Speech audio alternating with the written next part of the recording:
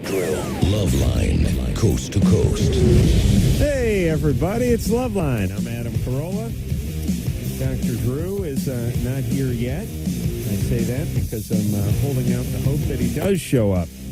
I hope he knows he's supposed to be here.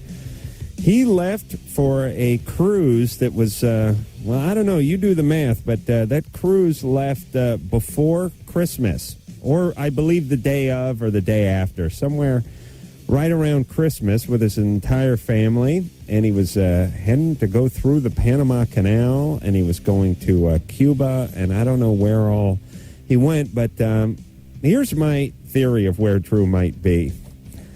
I'm guessing he got an ass full of his wife somewhere in the middle of probably either going around the Horn or through the Panama Canal, threw her over the deck of the ship and into the water. He was probably arrested and is now staying in some sort of Midnight Express type prison in Panama. Unacceptable. And probably has not been able to get to a phone, or if he has, he's had to call his attorney. So he is not in here yet, but I'm assuming he will be in here. And we're all a little confused because we haven't seen him in a couple weeks, and we're not sure if he thinks he's coming back.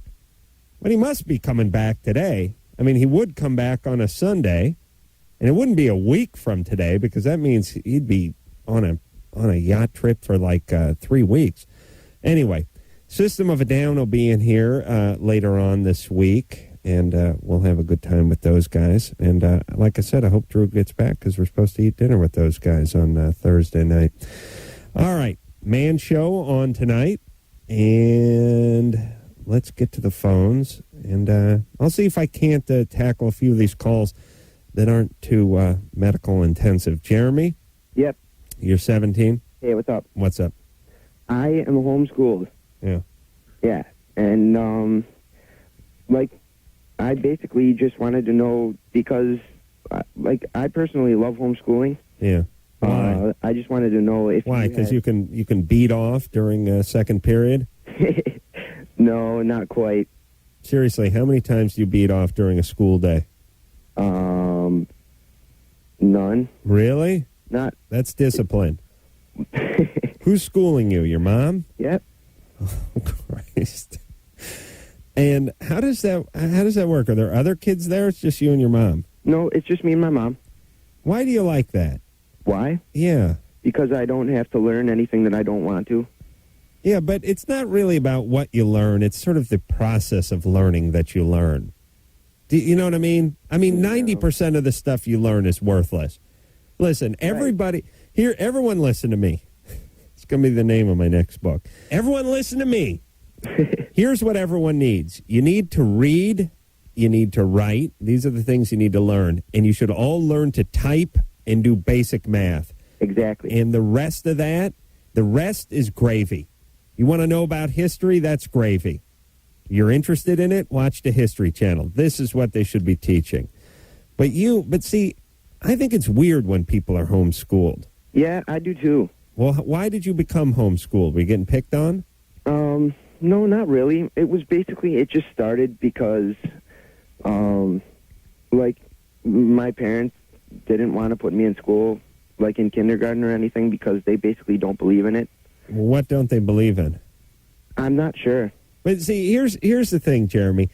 3/4 of life is just worthless. You go to work. You don't work all day. It's just about how to get along.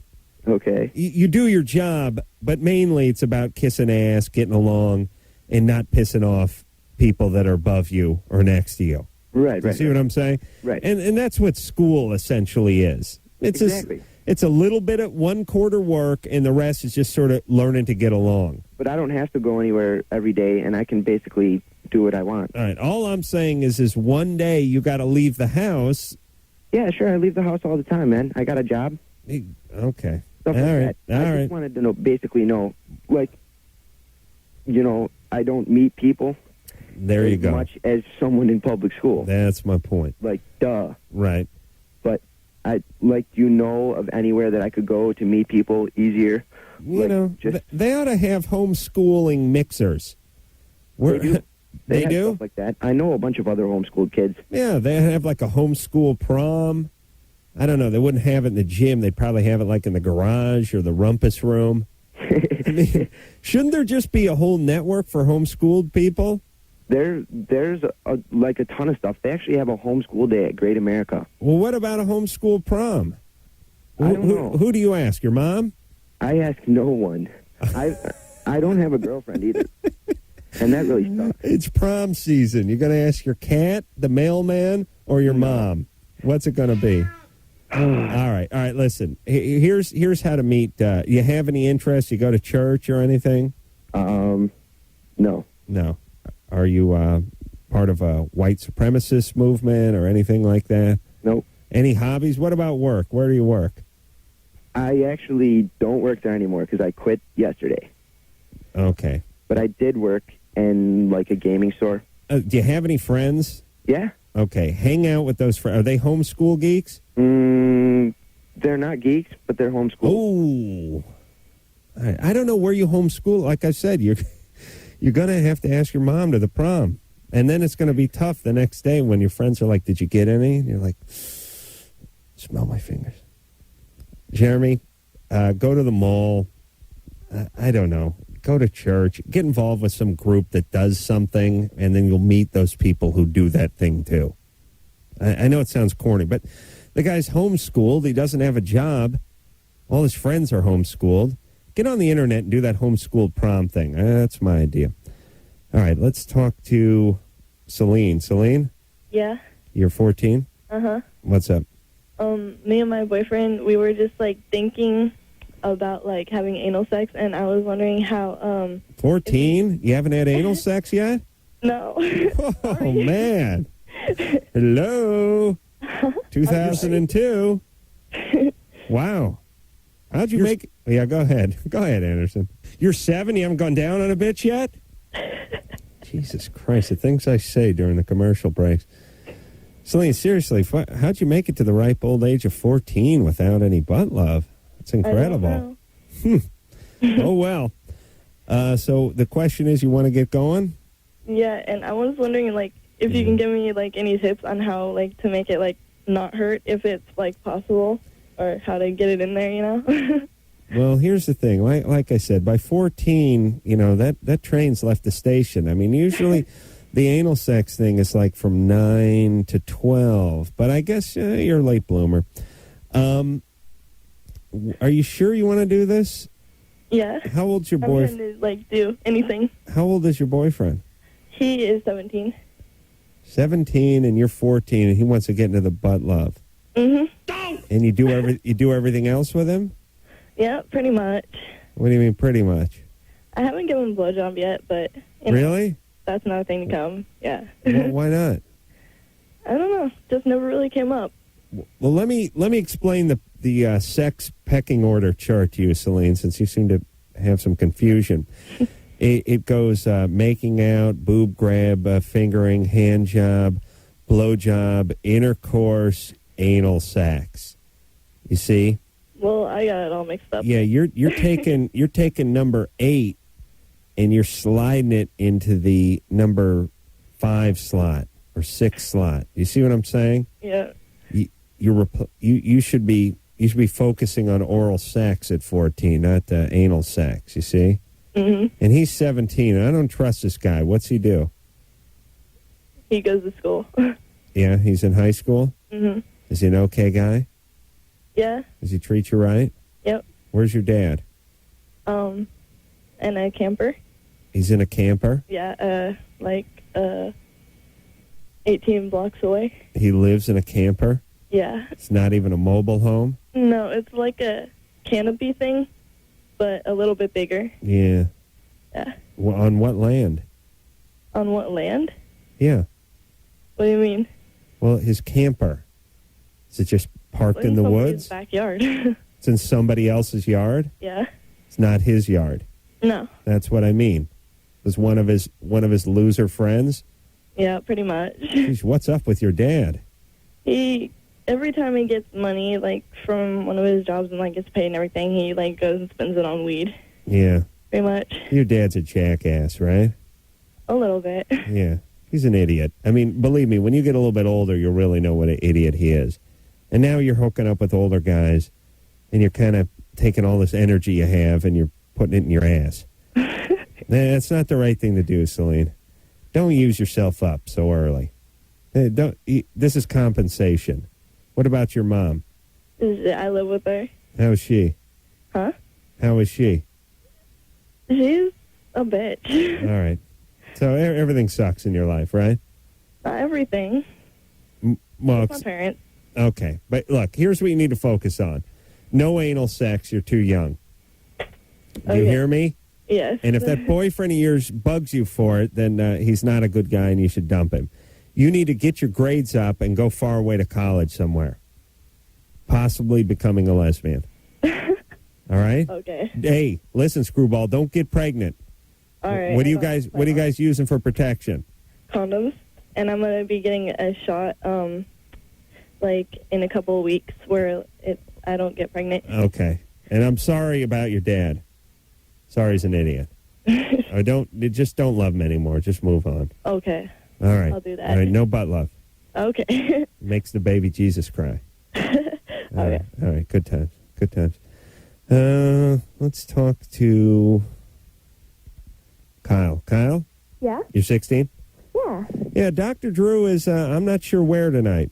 No, He's an idiot. Perhaps in Panama somewhere. Perhaps stuck on the freeway. Maybe a tribe captured him. Oh, like a Panamanian tribe?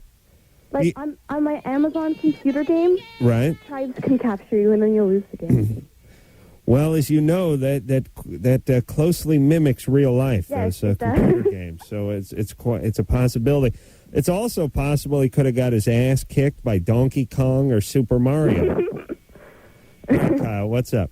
I have a theory. Wait a minute, is it Kylie? Oh, no, just Kyle. Kyle the dude? Kyle the girl. Oh, Kyle the chick. Okay. Yes, Kyle the chick. All right, Kyle, go ahead. Okay, I've had the hardest time explaining this to your phone screeners. They don't get it. Well, it's not that they don't get it. It's just they don't care. He's an idiot. The girl had to get some other guy to listen to me so he'd get it. Hey, Kyle, Yeah? you want me to hang up on you? No, I'll tell you my theory. Well, quit complaining and ask a stupid Okay, question.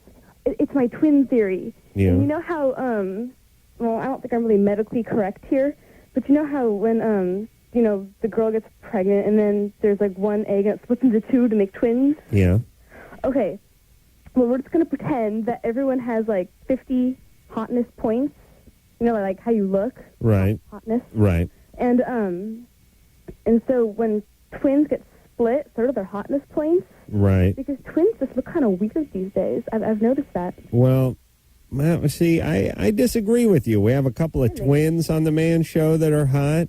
Oh, no. I also have a theory for them, too, for twins that are hot. Oh, yeah, go ahead. Okay.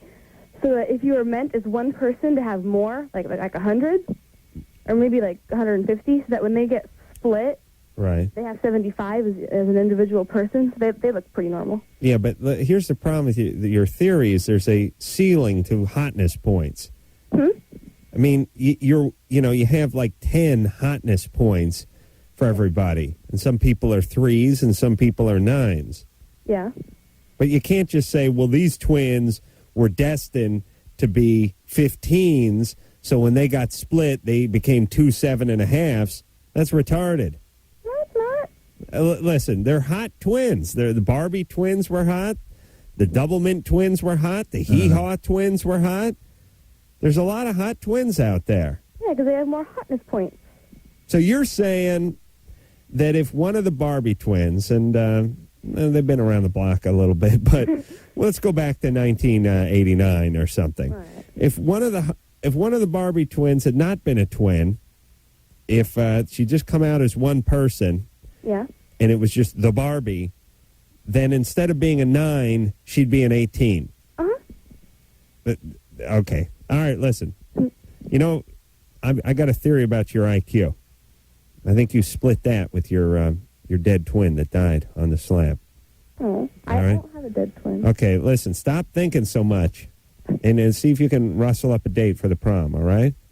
Okay. You have a I think date? that girl that wanted to go with you to the prom, she's not too smart. You going out with anybody? No. All right. Stop eating so much and stop thinking so much and get busy. You're fat. Find yourself a man. Okay. All right? You spend too much time sitting around, not exercising, and doing too much thinking. Thank you. I know it sounded cruel, but someone's got to tell these folks. I was just sitting around eating and thinking, he's not going to the prom.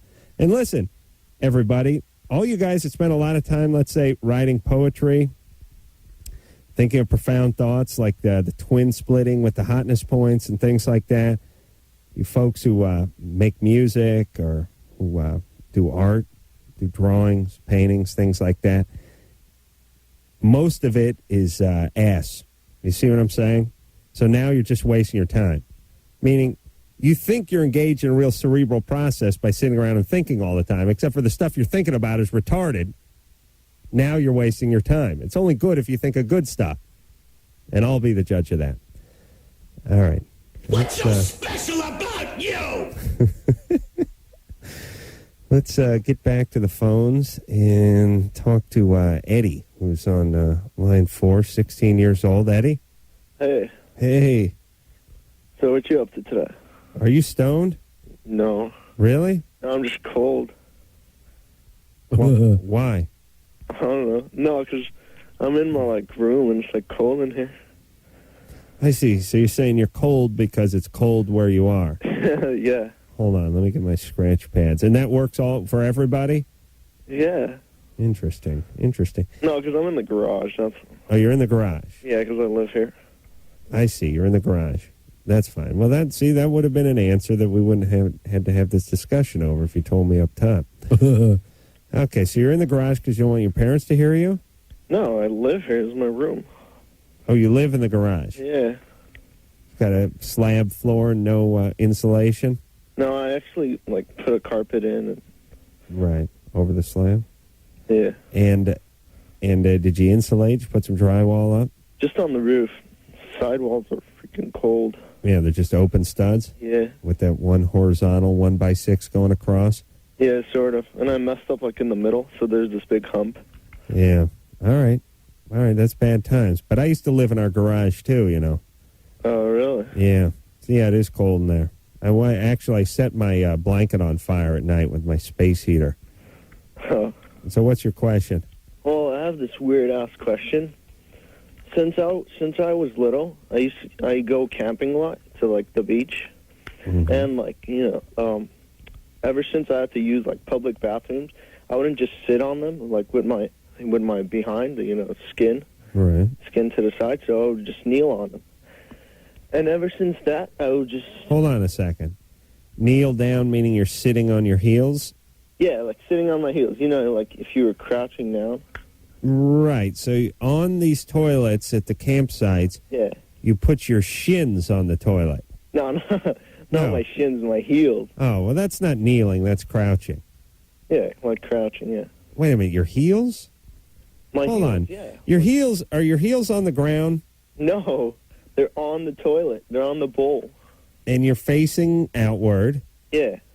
And your shins then must be on the toilet seat. Yeah, exactly. Hold on a second. Didn't I say your shins were on the toilet seat 10 minutes ago? And he said, no, my heels are on the toilet seat. And then we took another lap around the park with his crappy crap story. Jesus Christ. All right, Eddie. So your shins are on the toilet, and you're kneeling. Yeah. Okay. Now what? And ever since that, I've been just using the bathroom like that because I have this fear of sitting on it. At home, you use the bathroom that way? Yeah. How tall are you? I'm 5'12", almost 6. Almost. Yeah. How far away from? A centimeter off. Oh, I see. So when you're in Europe, you're not quite 6 foot, but you're exactly 6 foot when you're stateside? Yeah. The metric system thing. Yeah, right. Hold on. Anderson, write that down somewhere. How tall am I? 5'12". Almost 6. See, I can never think of good examples of how dumb the people who call this show are, and now if I could just write that down. It's 5'12". Well, listen, you keep drinking that milk and working out, and you're going to get to 6 foot in no time, Eddie. All right. Now, here's what I'd like you to do. At 6 foot, it seems tough to put your knees on the toilet seat without the back of your feet pushing against the toilet bowl or the toilet tank. Doesn't that push you too far forward? You didn't understand what I was saying. You know how you crouch down? If you're going to, you know how in the pitcher in baseball? Yes, You know, the catcher. Yes. He goes like that. Yeah, Yes. that's basically how I take a Okay. Okay. Oh, my God. I've got... Hey, Anderson, next to the 512 answer, write down, Adam, kill yourself. I don't want to forget. I keep forgetting. How tall are you? I'm like 5'12", almost 6. Almost. Oh, that jackass Eddie. First he said I kneel on the toilet. So I said, you kneel, you put your shins on the toilet seat? And he said, no, my ankles.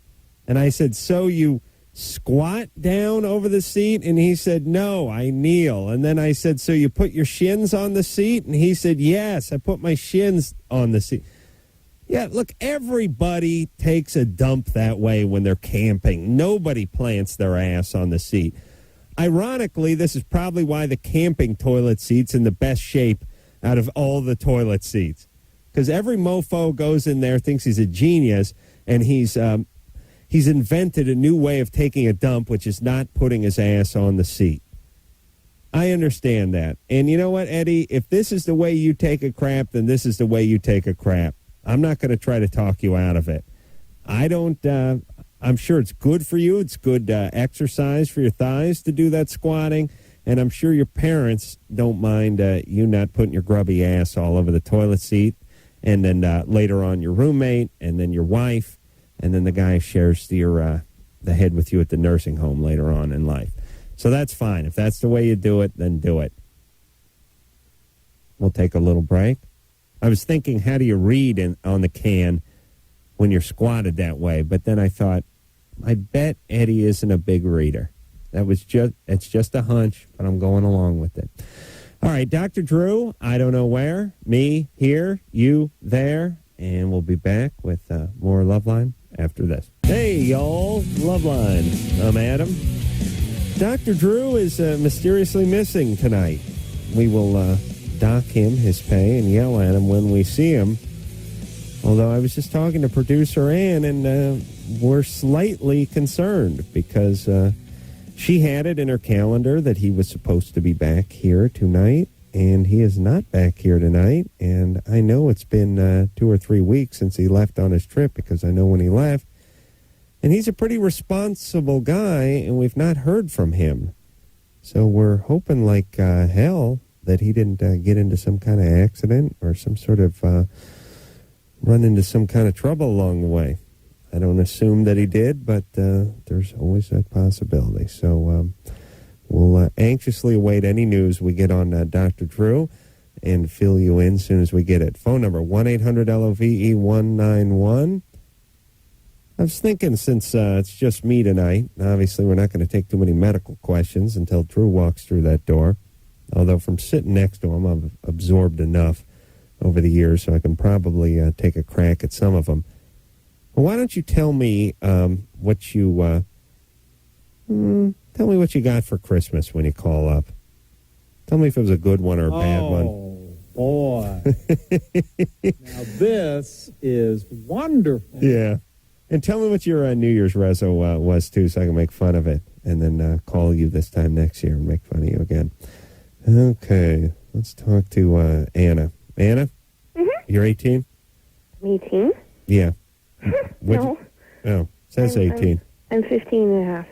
Oh, says 18. All right. He didn't ask me my age, so he just made an educated guess. What'd you get for Christmas? Lots of clothes, Yeah. stuff like that. Boring. Boring? No, they were really cool clothes. Yeah, you chicks like clothes. Guys, No, I know. I don't guys are usually pissed get when clothes. they get clothes. So All right. This is good. All right, what's your New Year's reso? To get good grades? Boring. Boring. What's up with you? You got a sweater? You want to get better grades? What kind of life are you leading? What? This is a very boring life you're leading. No, it's been filled with excitement. All right. What's your problem? Well, see, my dad's, like, stupid or a jerk. Yeah. And a deadbeat, in a way. Mm-hmm. And I was wondering, your opinion if I should change my last name. Because technically my last name is, well, should I say my last name? Yeah, I'll hear it. What the hell? Oh, okay. My last name is Donovan. Donovan? Technically, but Yeah. so far it's like Hayes or something. Well, hold on a second. What? What's your dad's last name? Hayes? Hayes. Yeah. All No. right. That's not bad. Well, see, I wanted to change it because when I was born, my mom, she, like, turned to my dad because I was born out of wedlock, and she turned to my dad and was like, what should I put on the last name? And he didn't say anything. Yeah. And so she just put Donovan, so technically it's Donovan. So Donovan is not her name or his name? Huh? No, it's her name. Oh. It's her maiden name. Yeah, all right. Well, just tell me about that part.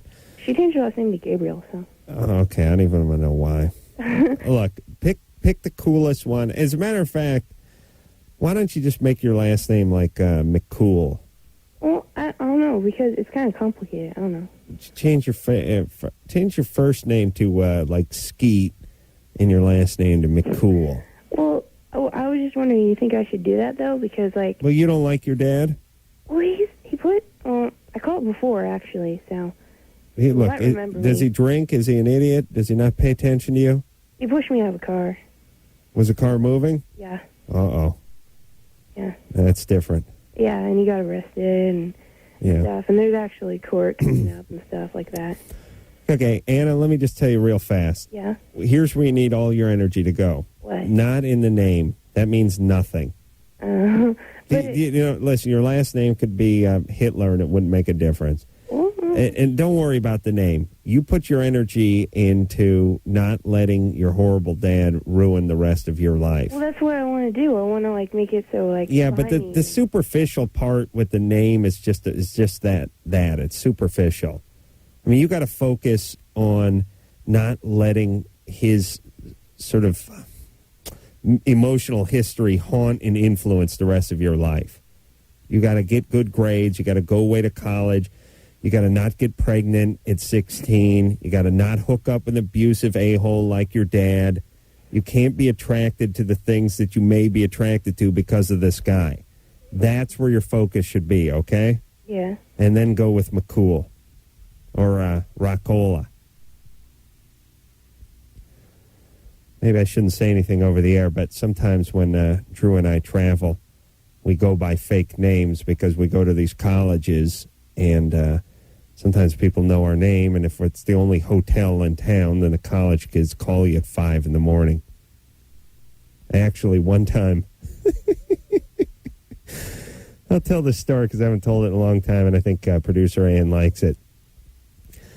We did West Virginia, and basically what got me into this is we travel with fake names, and I forgot what my fake name was because I hadn't done it in a long time, and I was trying to check into the hotel, and I kept telling them my name, and they kept telling me I wasn't in the hotel, and I was getting angrier and angrier at the people who were supposed to check me in, and as it turns out, it was Ace Rock Cola or something like that. But one time when we did West Virginia about 2 or 3 years ago, I got home, and there was there was a drunken, rambling message on my phone machine about some chick. She was laughing. Hey, Adam, when we going to get together? You're in West Virginia. Come on over. Don't you party with me?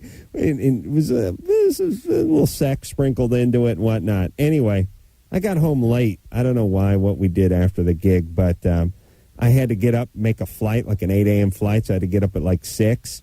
And I got up at 6 and I called her from my hotel room, and she was asleep, and she picked up the phone and she's like, who is this? And I'm like, hey, it's Adam, baby. Huh? Adam who? Adam Carolla, you called. What? You called last night. You wanted a party. Let's party. Who is this? It's Adam, baby. I'm back in the hotel, and I want to swing. What time is it? It's 6. I got to make a flight in a couple hours. I got time to party just a little bit. I got to be at class. Oh, but you can't blow off class one day to party. Anyway, I ran this chick around for like 15 minutes. She was asleep. And I'm sure she did one of those things where she hung up and went back to sleep and then woke up at 8:30 and had some vague memory that maybe Adam called her, but not quite sure. Anyway, so we give fake names to travel, and I oftentimes forget the fake name and can't get into the hotel. Let's move on and speak to Dan, who's 16. Dan? Yep. You're 16? Yes, What'd you get for Christmas, Dan? I got a lot of CDs. Puddle of Mud, who was in there last week, I think it was. Yep. Yeah, that was a pretty nice CD, though. Good. Yeah. And your parents got you that? Yeah, my mom did. And you have to tell them which one to get? Yeah. And it has that little boy peeing on the front, so she didn't like that. Right. But if you don't tell them, you're gonna get Go and buy me some stupid present like clothing, right, underwear. Right. All right. What's up there, Dan? I was wondering, why do the majority of men prefer real boobs than fake boobs on women? Well, why do we prefer real leather as opposed to fake leather? And why real? You substitute whatever the object is. Real's always better than fake. Mm-hmm. And also there's a backlash against fake because fake used to be... fake was real interesting when it was a novelty and no one seemed to have it and people couldn't figure out how someone could have boobs that would defy gravity this way. But now that everybody, school teachers got fake cans now and it's not a novelty anymore and there's a little backlash against it. But it's also one of those societal things that stuff is real cool as long as only a couple of cool people have it. And then when everyone gets it, it's not cool anymore. Exactly. Why? You like real? I don't really matter to me. Yeah. I mean, fake is okay and real is okay. It just depends on, really, how it feels. You've never touched one, have you, Dan? Oh, yes. You touch a fake one? No. No. But you've touched a real one? Yeah. Outside of the family? Outside of the family? I mean, like a girl? Not your sister or nothing like that? Oh, yeah. Yeah? You have a girlfriend? No, not at the time. No. But you're a virgin, right? Yeah. Yeah. Oh. All right. Now, I've said this to Drew many times. 16 years old, call on the show, male, listen to Puddle of Mud, felt the boob, but yet knew he was a virgin. There is a tone to a man's voice who is a virgin, and Dan spoke in that tone. All right, let's move ahead. I'm just going down the line here. Lance? Yeah. You're 29? 29. What'd you get for Christmas?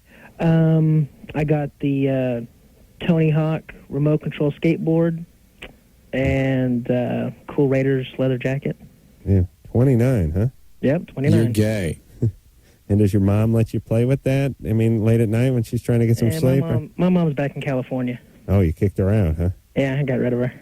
And you living in the old house?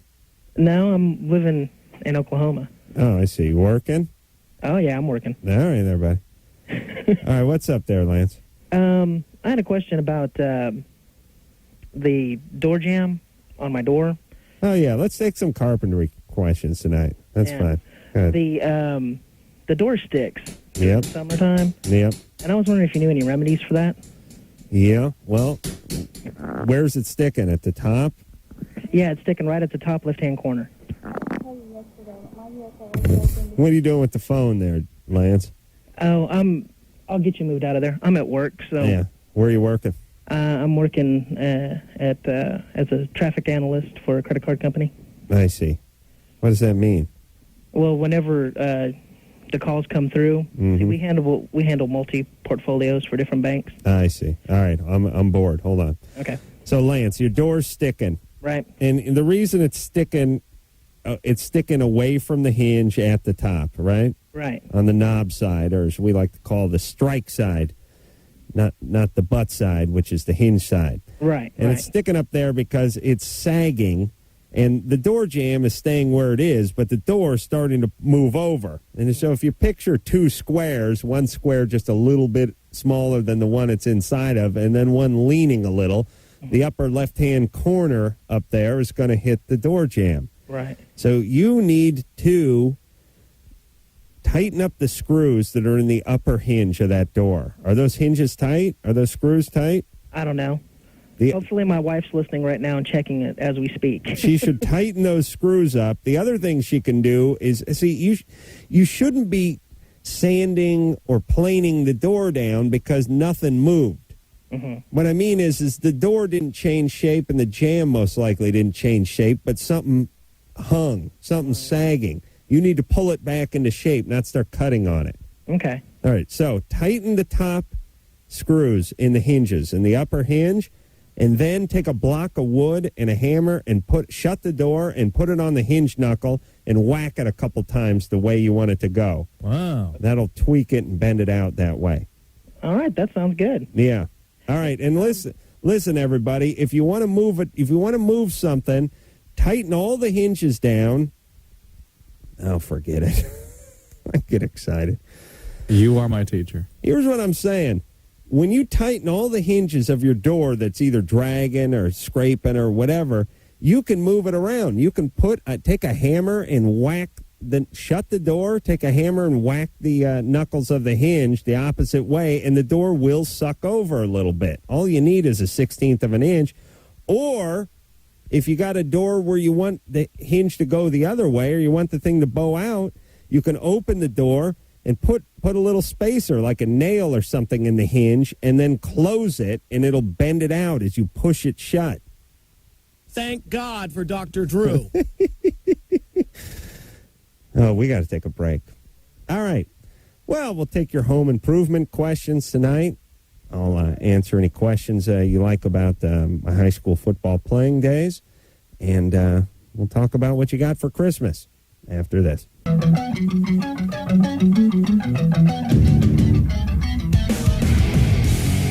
Howdy, y'all. Loveline, I'm Adam. Dr. Drew will be with us tomorrow night. We've got an answer to our question.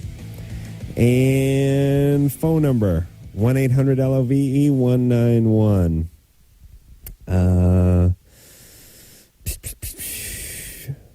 Jay McGraw's going to be in here tomorrow night. System of a Down a little bit later on in the week. Also, next week, Joe Rogan. Geez, you guys watch that Fear Factor? I was watching the Celebrity Fear Factor. And, Coolio won. Celebrities aren't as big of pusses as you think. Like, you kind of think, they're a celebrity, they got to be a puss. But they all sat there, including, this was Coolio, this was that wrestler chick, Donny Osmond, what's her name? John Travolta's, Kelly Preston. And they put a clear lucite box on their head, and they dumped a whole, 20 pounds of mealworms in there, so that it was, basically up to their chin in mealworms. And then they dumped some millipedes that were just sort of like centipedes, but had a million more legs. I don't know what they are. I was cool with all those things, and then came the scorpions, and that's where I get weird. And I suppose everyone else would get weird, too.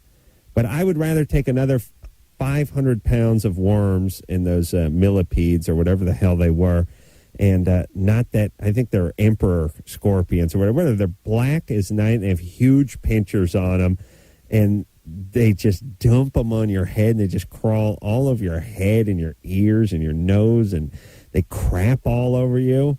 And you're getting this, and there's John Travolta's wife, Kelly Preston, getting all this bug crap on her and everything, and they all did it. And I think I may have wussed. On that one.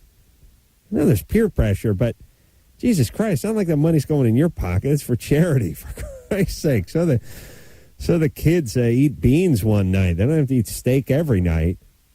Besides, someone's going to win and give them the charity money. You know what I mean? Why does it need to be your stinking charity? Oh, anyway, I might do the next celebrity one, but trying to put my feelers out there because I don't want to agree to do it and then say I have to dive into a kiddie pool of roaches or something. I'll freak. I think I can handle this. Like, I would rather deal with an alligator than a roach. I would rather deal with a handful. I'd rather have a bunch of snakes dumped on me than those bunch of roaches and ooh, yeah. Go ahead, Ann. Will you eat anything as well? Yeah, see, that's the other thing too. That's awful. Yeah, I don't want to eat a cow's eyeball, and I don't want to eat a water bison scrotum sack, and that stuff's all weird to me too. I mean, can't we just do one where it's like, there's something's lit on fire and I got to run past it or something? I mean, why do I got to eat a moth? I would not agree to do this. No, okay. Well, Ann says no, but see, here's the thing: I'm not supposed to talk about it, but I got an inside connection, so I can get a little idea of some of the stuff. You know what I'm saying? But something's going to be bad. You have to either eat something or have snakes all over you. I got no problem with the bungee jumping, and I got no problem with like some jousting on a high wire or doing anything like doing some stunt where I roll a car or something. I have zero problem with any of that stuff. It's just the part where I get the 4,000 snails to crawl on my naked body while seagulls peck them off is the part that freaks me out. Yes, go ahead. Well, you better hope the producer doesn't hate you and they're not listening. Yeah, that's true too. Well, I don't know. I didn't give anything away. All right. So anyway, I don't know why that Fear Factor thing jumped into my mind. Oh yeah, Joe Rogan's coming on next week. So anyway, we'll talk to him about it. And they just keep pushing the envelope with this show. I mean, now they have one where you got to get naked, walk down a stage. I mean, think about that. There's 100 people in the room. There's producers. There's craft service guys. The cameras are rolling. You're just walking down that stage nude, guys and girls. Are you in or are you out? Getting diabolical with that crap. It's weird. Now we've become like these, like Japan, where they had all these crazy game shows where they would, put a cage on a guy's head and put a rat in it and make him ride a unicycle across the desert. We have people just sitting around in rooms trying to think of ways to torture people that won't actually kill them. My God, I'm being raped! Help! Randy? Hey. Yeah. One of the things they were talking about doing is going on a long van ride with Drew's wife. Oh. Yeah. Depends on where you're going. Is it the middle of the desert? No. Yeah, listen, I don't care if we were going to Maui. No. It'd still be painful. A moth I would eat. A worm I might even eat also, but scorpions, Well, you don't eat the scorpions. No. You just put a box on your head, so only just your neck pokes through this box, and then the box is filled with scorpions, worms, and millipedes. Ooh. Yeah. Yeah. And here's the deal. How many nights after that are you going to dream when you're asleep? And that point, you're not dreaming yet. You're just dozing off. You're just starting to go off, and you reach up and smack your neck. All right. Anyway, Randy, what's up? Well, hey, I just wanted to say thank you. I met you February 12th, 2000, when you were in Lexington, Kentucky. Oh, yeah. Yeah, I handed you something I had written. Am I allowed to say the name of the show? Yeah, go ahead. Star Trek Voyager. Yeah. I'd written that script for you in 7 of 9. Oh, yeah, that's right. And they used the name that I had given for 7 of 9. What is 7 of 9? Well, in the script that I had written, she had... Wait, who's 7? I don't watch Star Trek. Jerry Lynn Ryan. She's 7 of 9? Yeah, she's on Boston Public. Oh, that hot blonde? Yeah. Yeah, I like her. Yeah, she's from Paducah, Kentucky, by the way. Yeah. Yeah. Well, she's never coming back. That's the bad news. Wow!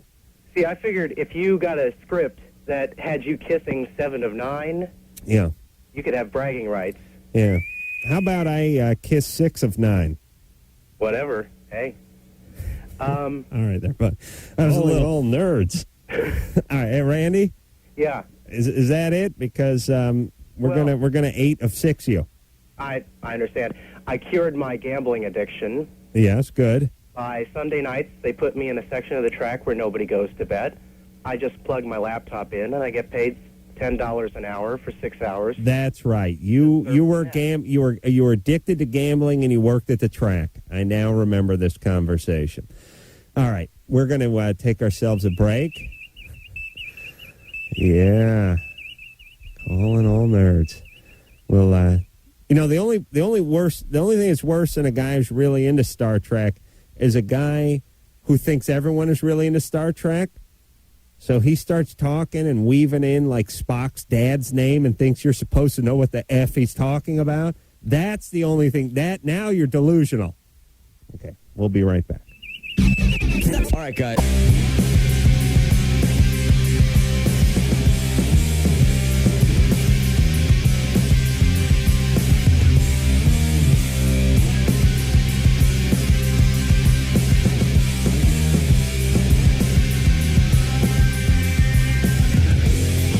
Hey, everybody, it's Loveline. I'm Adam. Dr. Drew is not with us tonight. There was a little bit of confusion about that, but he'll be back tomorrow night. We'll hear all about his trip through the Panama Canal and how all that worked. He also went to Cuba, I understand. So we're going to figure out how that works. And claims he was going to have some sort of meeting with Castro. We'll see how that came out, too. Phone number 1-800-LOVE-191. Anderson said he had a song that he'd worked on as a Christmas present to me. I don't know if that's to me, Andrew, or just to me. Just to me. And that he'd worked on it and that he was pretty proud of it. And I have not heard it yet. And I believe he's finished with it. And we have the Drew Shuffle and the Drew Boogie, but I don't think we have anything for Adam. So if that's ready to go, Anderson, why don't you give us a treat and let us hear it? I'm going to say something amazingly profound right now. Blah, blah, blah. Blah, blah, blah, blah, blah.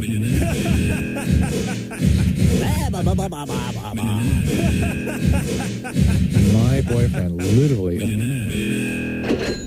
Why? All you screwed up people. You can't articulate yourself any better than that. I did some gay porn with my mother, who I had sex with. Oh, come on. Oh, no. Yeah, a little yeasty on the peckaroo. All right, I'm giving you oral sex starting now. I just got done whacking off to my mom. Mommy? The world is your oyster. I mean, because that's all the world is. Drew is so jealous of my peckaroo. I'm the smartest of all the blue-collar guys, and I'm stupid. The point is if I can do it, anyone can do it. My boyfriend, literally a millionaire. Yeah. That is from producer, or I should say engineer Anderson, who did a nice homage to me to fill the gap, because we got the Drew Shuffle and the Drew Boogie, and what are we gonna call that? Millionaire? Very nice. Had a little Kraftwerk feel to it. Very industrial. It was actually ABC. How to Be a Millionaire. Oh, that's ABC? Jesus Christ. Well, it sounded great. Nice work, Anderson. Thank you very much. Thank you, Adam.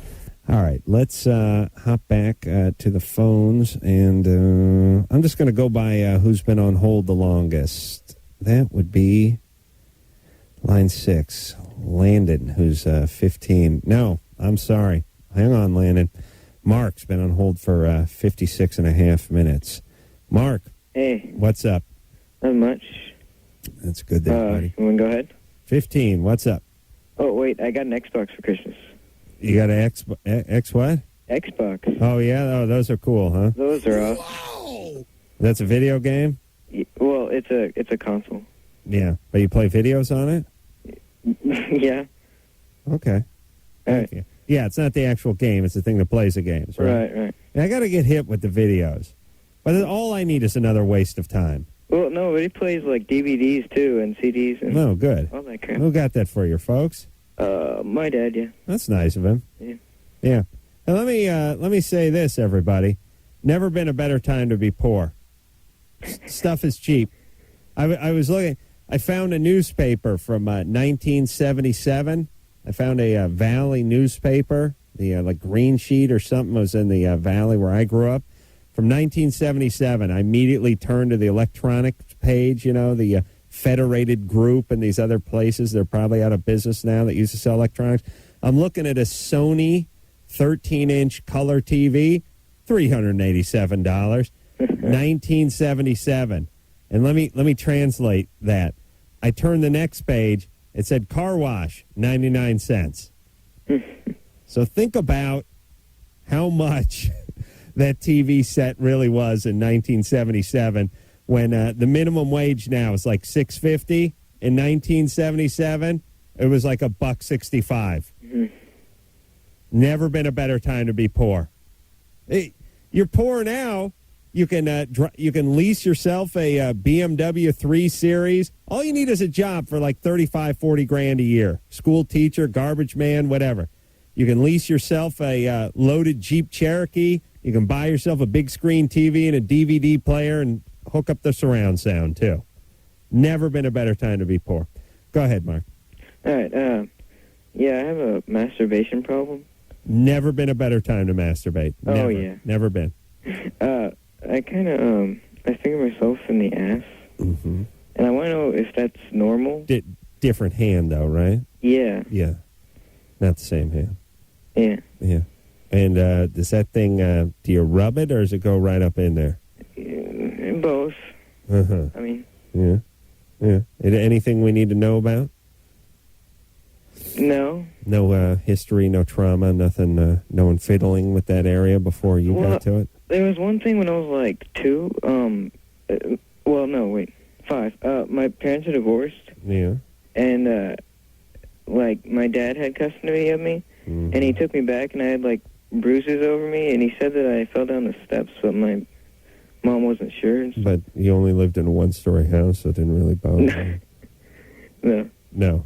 Yeah, and what'd your mom think?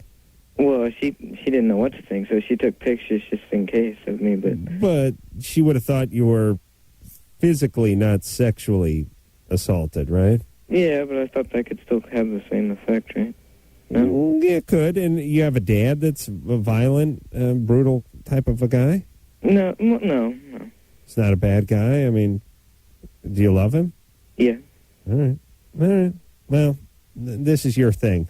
Why don't you save the fingers as a special treat? Like let's look at your ass as like a trip to Disneyland for your hand. You know what I'm saying? It's not a place you go every day, but maybe a couple times a year so you can enjoy it. Yeah. Because here's the problem. If you do it every day, then it just becomes part of your everyday life, and then you got to raise the bar again. Yeah. Next thing you know, you got a lamp or bowling pin up there. All right, Mark. You wondering if you're gay? No. Well, I mean, I know I'm not, but I don't know. What do you think about when you're having it yourself? Think about girls? Yeah. All right. All the time? Ever think about guys? No. Okay. Well, you're straight then. Yeah. I was just wondering if that was normal or if you had heard of people that do that.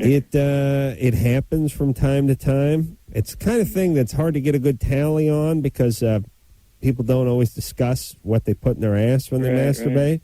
Right. Yeah. I'm assuming just from my own personal experience that not that many guys do it when they masturbate. Mm-hmm. There's not much you can put up your butt.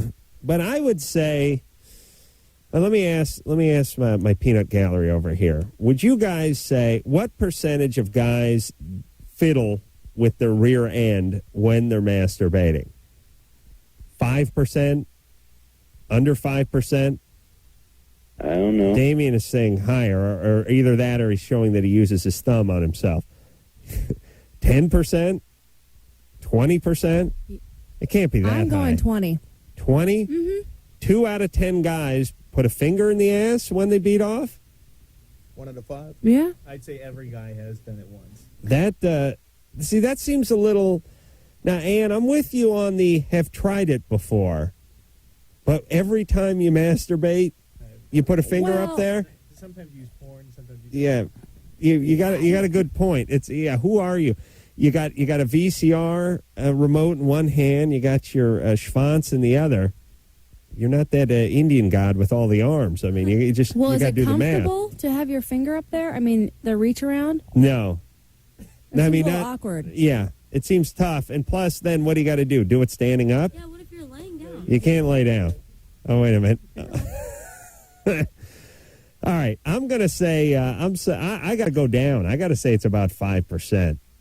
I'm going higher. Just the gay population alone. All right, the gay population. But this guy is straight. Anyway, the point is not that many people do it, but it's not unheard of, and you're fine. But if you think it's a problem, why don't you just do it 1 out of every 10 times you do it, and give yourself a real thrill. All right, now let's get to Landon, who's been on hold second longest at 15. Landon? Oh, hey, Adam. What's up? What's your question? Okay, well, my question is that I met this girl about 2 weeks ago, and I got her phone number, and so I called her about 3 days later. We talked for about half an hour, and I asked her out, and then the phone call ended. But during that phone call and other phone calls, there were always these, awkward silences. One actually lasted about 30, 40 seconds, and I was just wondering what to do about these. What? What's so funny? You get those long things where you go oh, I love those teenage conversations where you go you got Mr. Bernal for math? And they go, yeah. Something like that. And he go, he's pretty cool. And she goes, yeah, he's cool.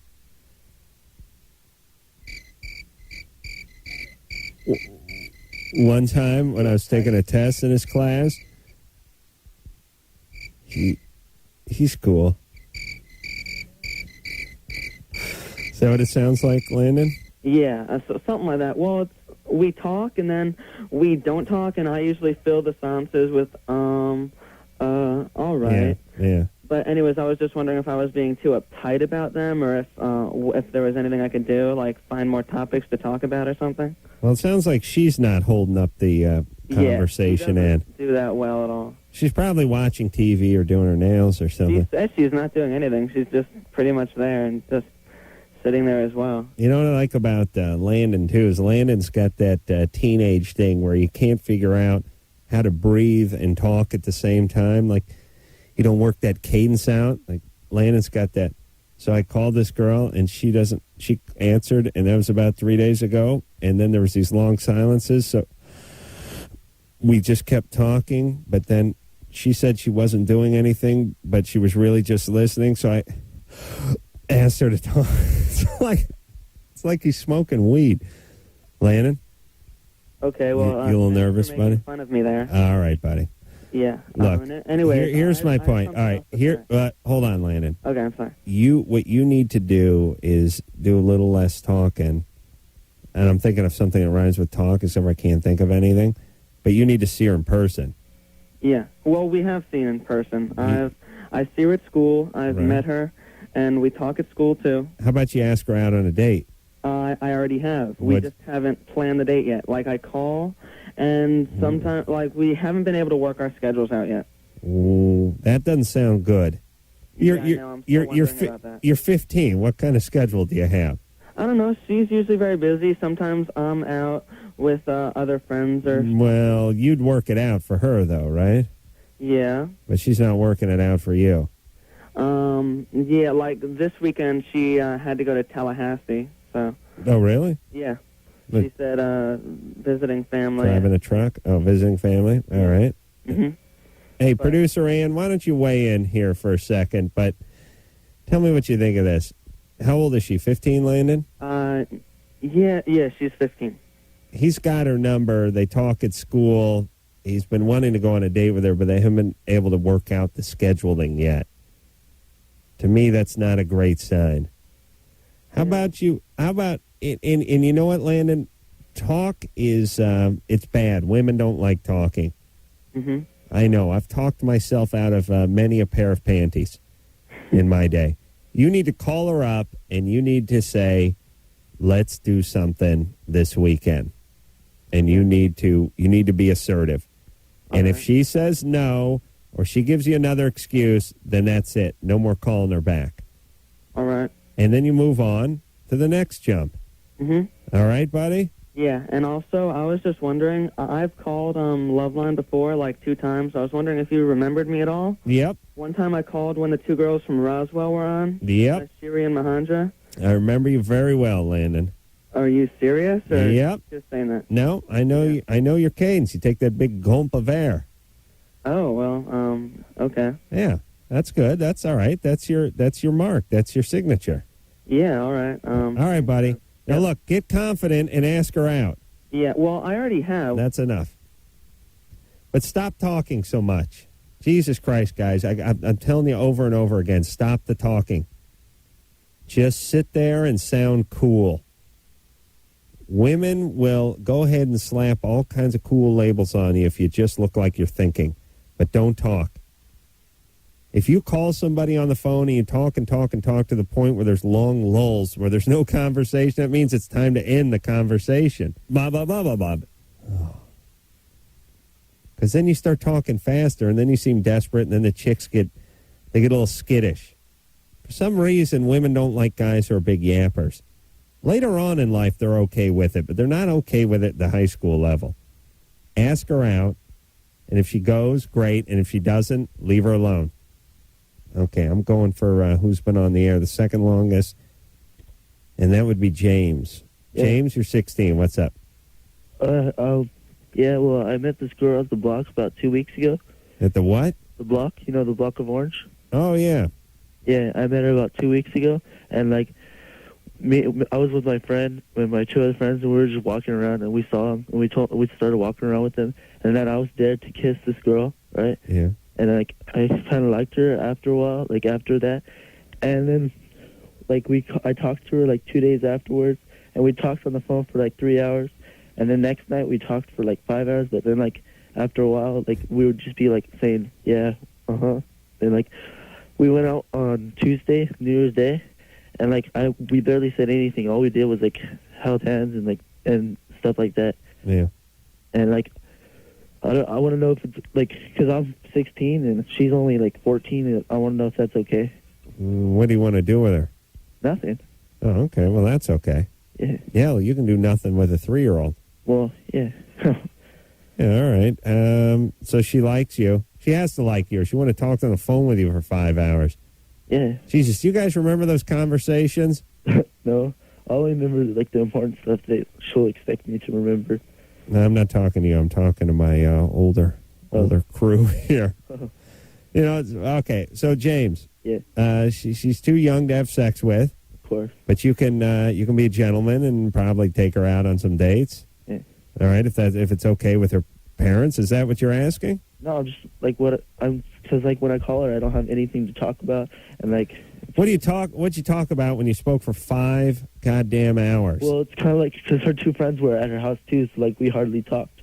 I was just like listening. Okay.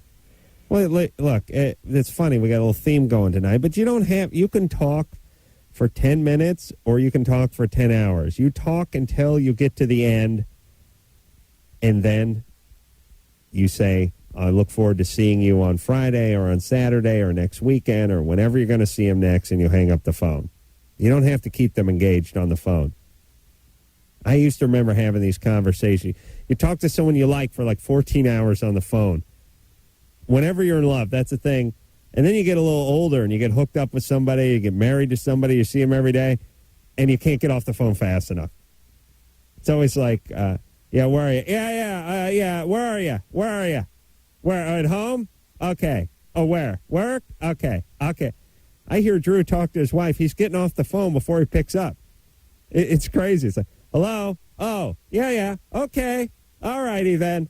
She's like, hi, how you doing, Drew? I'm doing good. All right then. Oh, what about the kids? Okay. Well, look, you know what you get into when you've been with someone for a long time? We'll talk when I see you. I'll be back. You want me to pick up something? You want me to pick up something for dinner? All right, I'll swing by the Colony Kitchen, pick up like a pot roast or something. All right, then we'll talk then. Okay. All right. See you in hell.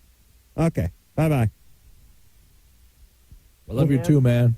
What happened to those marathon conversations? You even get into this, then you get into this stuff. What are you watching? I don't know. The sound's down. Oh. Well, what channel's it on? I'll put it on, too. Well, I don't know. I think we got different cable stations. What's MTV where you are? It's 27? Oh. Because ours is something like in the 70s. Oh. Well, hold on. Let me try to find it. What's on right now? Is it a Clear Cell commercial? Yeah. Okay, cool. I'll turn the sound down.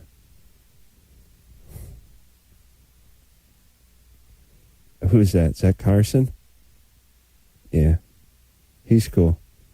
You start talking about stuff that you're watching? Yeah. Then you get into this stuff, like, then someone, like, comes into the room. Yeah, okay. Who was that? That's my dad. Oh. What'd he want? He just said he was going to bed. Oh. Is he cool? Yeah. What do you think he's watching? I don't know. Cool. Just like, so some kind of marathon to see who doesn't hang up first? I'm telling you, when I gave my phone, I know I've told this story before, but it's tell old stories night because Drew's out of town. When I have my Catholic little brother about 10 years ago, and he hooked up with some chick who lived in Kentucky. He met her on the internet, and they had those teenage phone calls. What are you thinking about? Just thinking about what you're thinking about? What are you thinking about? Well, I asked what you were thinking about, so obviously I was thinking about what you were thinking about. Oh, me too. Yeah. I hate history. Yeah, it sucks. Yeah. He was having these kind of conversations, except for it was in Kentucky. And he was calling from L.A., and he had my calling card. So I got my phone shut off.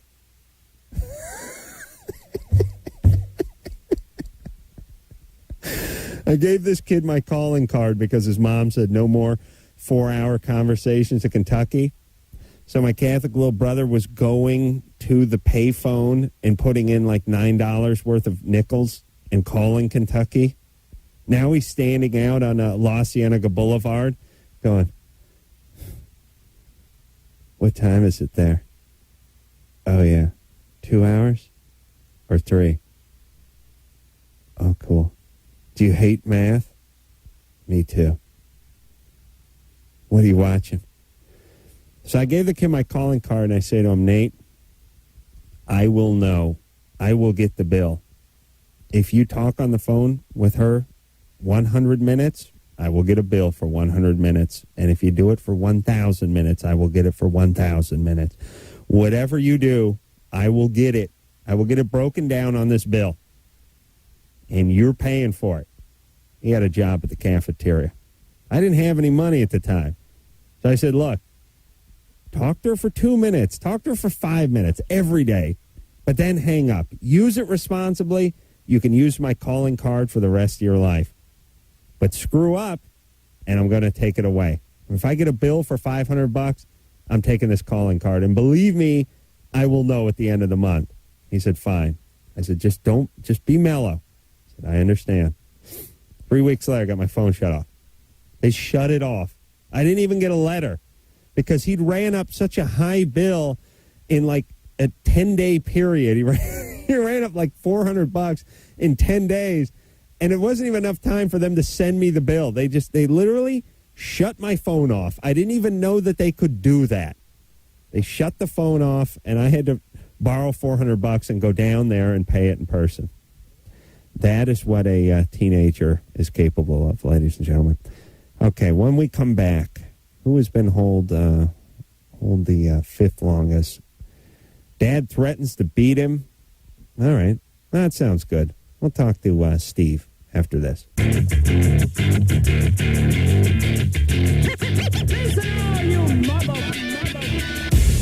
Hey, y'all. It's the Loveline. I'm Adam. Dr. Drew will be in here tomorrow night. There's a little confusion tonight.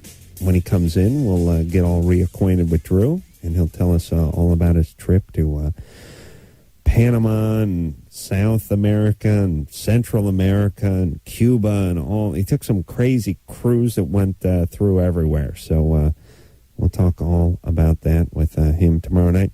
Phone number 1-800-LOVE-191.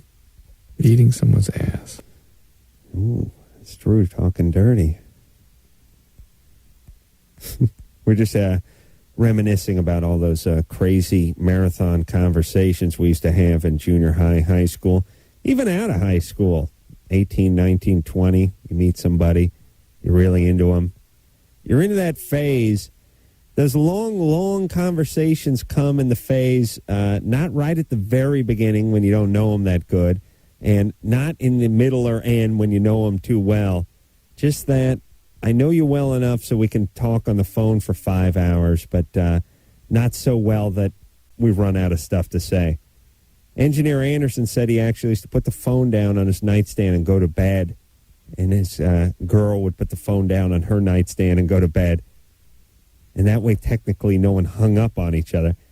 She's probably still laying there, Anderson, waiting for you to reply. Anderson!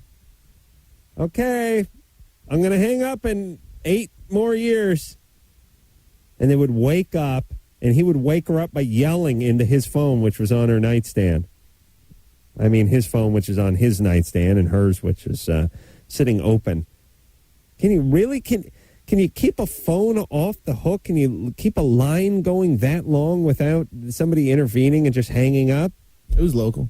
Local? What about your parents? No calls in the middle of the night. We woke up for school so early that... So you'd talk into the wee hours of the night and then say, okay, we're going to bed, and then put the phone down and go to bed. She said she could hear you snoring. I didn't even like her. That's the sad part. I just felt bad. Imagine how long you would have stayed on the phone with her if you liked her. I'd still be on the phone. It's crazy. Your ear would start hurting, so you'd switch the phone to the other ear, and then you'd try to fluff up that ear like a pillow because it had been pushed down. You'd get cauliflower ear from talking on the phone too long. And you start going about this, by the way, the 6-hour phone conversation, this is where my second greatest invention, second only to the heated sofa and the jeans that have the panty lines sewn into them, which is the flush delay on the toilet. Yeah, you do your business, you hit the flusher, and 10 seconds later it goes off. Nothing worse than them hearing that toilet flush in the background when you're in the middle of some intimate conversation. All right, we said we would speak to... What happened to the guy whose dad beat him? Wasn't that line one? Is he gone? All right, I'm going on. I'm just going in order of who's been on hold the longest. And Kevin, you're up. You're 16. Hey. What's up? Do you know how much do you know about phone wiring? Not all that much, but it's safe. Well, dog chewed through the cord. Yeah. I went and I tried to repair it myself. It works now. I just wanted to know how long that'll last, or if I should replace the cord. Well, here's the deal. Phone wires are very low voltage, but they're very fine wires, and there's a whole bunch of them, and it's very tricky. And once they get screwed up, you get a bad connection. And they actually make connectors for phone wires. They're these little button-sized things. You put them over it, and you crimp it with a pair of pliers, and it works okay. But I would replace that phone line. Yeah, I didn't have any special tools. I used a kitchen knife and Scotch tape. Well, it's never going to be right again, so get a new one, all right? All right. All right there, Kevin. Thanks. I had a nice Homer Simpson-type moment today. I was doing had the router out, was underneath a kitchen cabinet, had it plunged into the bottom of it, was routing around and hit some wiring that was in there for the under cabinet lights and had a huge spark go up, little flame shoot out, and the breaker kick. Don't! Thank you. That was just today. Who's been on hold the second longest? That'd be Aaron, who's 22. Aaron? Yeah. What's up? All right, Adam. I want your opinion on a little situation I have. All right. All right, there's this girl, and I can say I'm in love with her. You know, I mean, I would do anything for this girl. Well, do you talk on the phone with her for 11 hours? Yeah, there's been times like that. Actually, one night after we got into this fight, I walked across my lawn in my underwear to the store to talk on the payphone because I hadn't had my phone line connected yet. I just moved into this house. And you sat on the payphone for an hour? Yeah, for in my underwear though, and it's December, you know, so it's cold. And whoa, with the F word, Jesus Christ, Aaron, you can't use the F word on the air. Said it was effing cold. That's the other thing that pisses me off when people are conducting business on the well, you never use them anymore, but on the payphone. Guy's been on there for like a half hour with his old lady, and you're standing around because you're trying to call the auto club. And what the hell is that? What is it with people? I don't know. Payphone's like an emergency thing. And the other thing I can't figure out is I've seen a zillion 1-800-COLLECT commercials. I've done a zillion 1-800-COLLECT commercials and still can't figure out who's making the collect calls. Who's making them? I mean, I did the goddamn commercials. I don't know what's going on. I made a collect call when I was 13 at the movie theater for my mom to pick me up in 1945. Like, how many collect calls have you made in the last 5 years? Have you made one? Even if you made 3 in the last 10 years. I mean, think about it. You turn the TV on, you will see Carrot Top, or you'll see Jeremy McGrath. We'll probably be in on this show sometime in the next few months, few weeks, because the Supercross is coming to town. Or you see Ava Save-A-Lot, who is, what's her name, from Alyssa Milano. You see one of these commercials every single time you turn the TV on to call collect, and who is calling collect? And I know they're saying, well, students call collect, but wouldn't you just want your kid calling you and then you pay his bill like if your kid is off at college? Isn't it cheaper just to pick up the phone and call home the regular way? Who's doing all the collect calling? This is what I want an answer to. And when someone can give me an answer to why is this collect calling business a $200 billion a year business? I mean, obviously this has to be a huge business. Otherwise, it would not see millions of commercials for it. And number two, and when that question is answered, then someone must answer me this question. What about those phone numbers that you call in to get a wake-up call? You see them advertised late night TV. Bob Jenkins missed his promotion today because he overslept. Call 1-900-WAKE-UP, and we'll call you and wake you up. $2 a call. Is anyone ever calling? I mean, Ann, you called a wake-up? How does that work? Where are you? Are you camping? Where could you be that you don't have an alarm, or when you're in a hotel, you get a wake-up call? I've done it at home when I have to wake up and I'm afraid my alarm's not going to go off. Oh, really? Yeah, absolutely. So you're that deep a sleeper that you're scared Well, you're I going to... work Loveline late, and yeah, there are times when You're scared? I'm afraid something's going to happen, my alarm's not going to go off, and I need that phone to ring next to my head. So you have called those wake-up numbers? Absolutely. But don't you think that most people, and there are a lot of people who have this problem, they're heavy sleepers and they know they have a tendency to reach over and smack the alarm. These people usually have made modifications in their life. I mean, they have 2 alarms. They have a system worked out because they know they've missed too many things and they do this. But you have none of those systems in place and you've called. How many times have you called? I've never met a person who's done this. Really? Wow. I haven't done it. And this is before I had kids.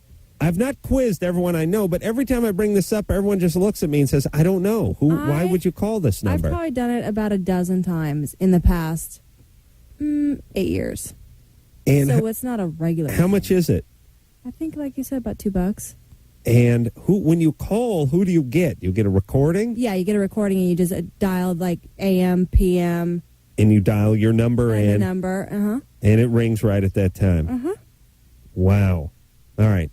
And you thank But you for there's got to be answering that. somebody else out there. They can't be, But I just mean, if you're traveling, you're at a hotel and you get a wake-up call, and when you're at home, you're at home. I mean, it seems like you'd have that worked out at your home, wouldn't you? I mean, if you have to wake up every day, but you're saying twice a year you go fishing, and you get up at 4:30 in the morning. Yeah. All right, I'll buy that. All right, here's one more. I need one more question answered. I don't know why, but like I said, Drew's not here tonight, so we can just talk about whatever. The turn-down service in a hotel. When they turn down the bed, you stay at a hotel, and some maid will come by, or they'll call you. It'll be like 8:30 at night. Mr. Carolla, yeah? Would you like the bed turned down? Turned down? Yeah. How's that work? Woman comes up and pulls part of the sheet back. What part? The top. I'm sitting on the bed. Yeah, she'll go ahead and just take the comforter and fold it back just a little bit so I could get into the bed. Yeah. And, I got used to my arms. Yeah, we can just turn that down for you. Wants to turn that down? Who? I got to know. I want to meet the guy who goes, yeah, come on by. Because I'm not going to make it under that sheet without a gal coming by and go ahead and pull the corner off. But you get chocolate, too. You get a little square. You get that little square of chocolate, which they'll put on your pillow. But do you think, the turn down service sounds, it's absolutely bizarre. I don't know where it emanates from. It must have been started somewhere. It's something you could definitely do without. And they, like I said, the last time I was at a hotel, they called and want to know if they should come by. And if they don't call and you're not there, they will just turn it down. They will come into your room. They will it's not the whole bed. They just take the corner. They pull it out just a little bit, turn it just a little bit. They just dog-ear the corner a little bit. Don't they usually take the bedspread off, though? No. No? No, not that I'm aware of. Huh. All right. And you do get that little mint chocolate thing, so I guess there is something in it for you. But for the price of some guy who's making $8 an hour wandering around your room while you're out on the town, it's probably not worth it. Not that they're going to steal anything, but you know that feeling of someone just walking around the room kind of thing. All right. So the turn-down service, the who's making all the collect calls, and the wake-up call, which we found out producer Ann does use. We'll look into more mysteries after this. Drew not here tonight, so we've taken a turn for the eclectic on the show. I'm talking about what I want to talk about and sometimes what you want to talk about. And I'm going to see if I can power through and take some calls. Line 6 is Jason, who's 22. Did you settle the thing where a guy crashed into you? Yeah, where you were complaining about the court system when they... Oh, yeah. Don't get me launched on that. I'll do the first hour of the next show for that. Okay. Yes, here's what happened. My car was totaled some years ago, and I never did really get the money out of the guy because of the horde court system, which in a nutshell, if you got a parking ticket from 1952 that you got when you were on vacation in Canada, they will track you down, and they will tell you exactly how much you owe, including penalties and interest. And when you go to renew your driver's license, they will tell you to pay that. Otherwise, you will not be able to renew your license. But if somebody owes you money, there's not a goddamn thing they can do. Nope, can't find him. Don't know where he is. Don't bother us. So, yeah, guy totaled my car, and I never did get the money. But thank you, Jason. Yeah, I think Thanks for pulling the scab off that wound, by the way. Sorry. Yeah. You got to, seriously, all kidding aside, maybe dedicate like 10, 15 minutes of each show to I just ran about certain topics. That's my favorite part of the show. Yeah, thank you. But I my problem is I end up dedicating an hour and a half of each show to that. All right, Jason. I appreciate it. All right, we're going to keep moving here and talk to Steve, who's 19. Steve? Hey, what's up? Is it wrong to ask out a girl you taught tennis to? Well, here's the thing. She's still in high school, and I'm out in college, and I'm coaching her actually. Well, I did coach. The season's over now, like her high school tennis team. And she and I, we kind of hit it off. But you weren't a teacher. No, I'm not a teacher, but I'm like a coach. Right. Are you a coach at the school, or were you just working with the school, like subcontracted? I'm subcontracted. I'm paid, but I'm not, in faculty. How hot, by the way, is the tennis skirt? Is there anything hotter on a young chick than those little socks with the little balls on the bottom of them? And the tennis skirt, maybe? The tennis skirt, which is intentionally made to be so high that the bottom of the panties hang out. And whenever they return serve, they I don't want to sound like a perv, but they just sit there and they're crouched and they're bent and swerving, and it's like a lap dance. Hey, here's the deal. Why not? Be ashamed of yourself. But why not just play in your underpants? If you're going to wear a skirt that's hiked up so high Good question. that your underpants hang out. They actually make specially designed panties. You're supposed to look at them. Apparently, they're designed with smiley faces or whatever on. I know the chicks' panties hang out of the bottom of the skirt. They don't make a tennis skirt that goes down low enough so that the panties don't hang out. The thing is, if you ever call them tennis panties, they'll go, no, those are pantaloons. Oh, yeah, because they don't want to sexualize it. Apple and orange doesn't make it an apple. Right. I play tennis normal. All right. Well, listen, I love that look. And look, if she's 17, you're 19, you're in town, or you go away to college? I go away to college, but she's going to the same one next year. All right. Well, hit her up. No, you can't have sex till she's 18, though. Also, just if I could add something really quick, Yeah. I think when you say Drew is a board-certified addiction medicine specialist, you should say I am an apprentice carpenter, blah, blah, blah, and then you should both answer questions about home improvement or, medical. I should give my credentials? Yeah. No. Okay. Thanks. But not apprentice carpenter, it's journeyman. Oh, good job. Thanks. All right, let's keep it moving here and speak to John, who's on line 3. John, you want to know what kind of carb to put on your 65 Nova? Yeah, I just rebuilt the motor. What's it got? A four-crate motor? It's got a 350 in it? Yeah, it's the Chevy ZZ 4-crate motor setup. Yeah. What's the compression? I'm looking probably 8.5, 9 to 1.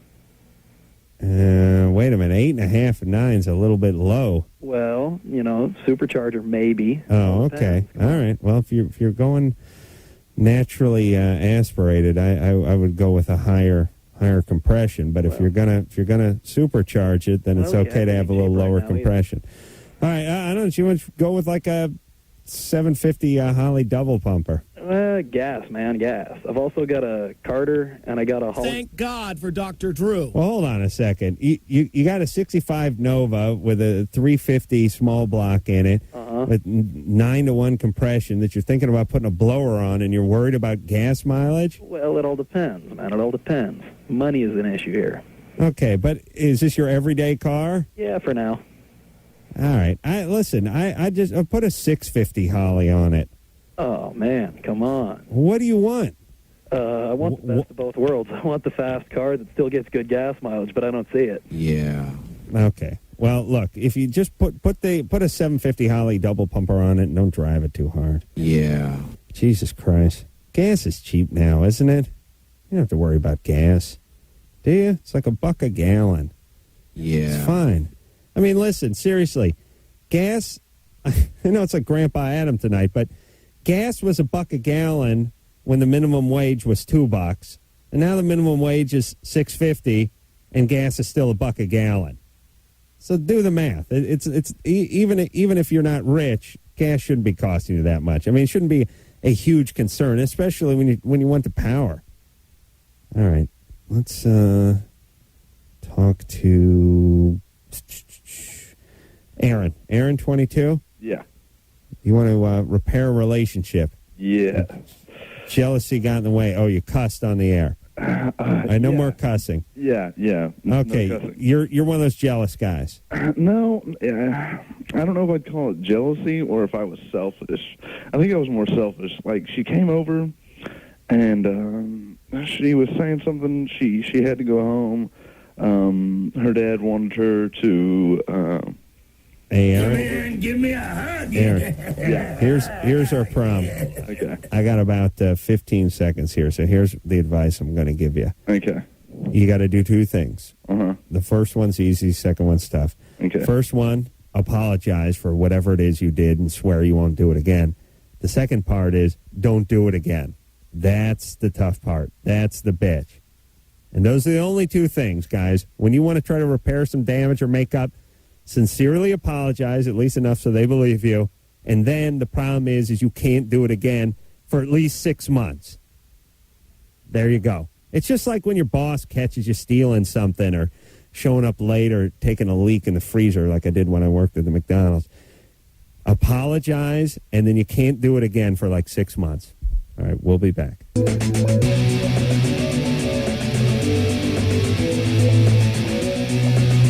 All righty.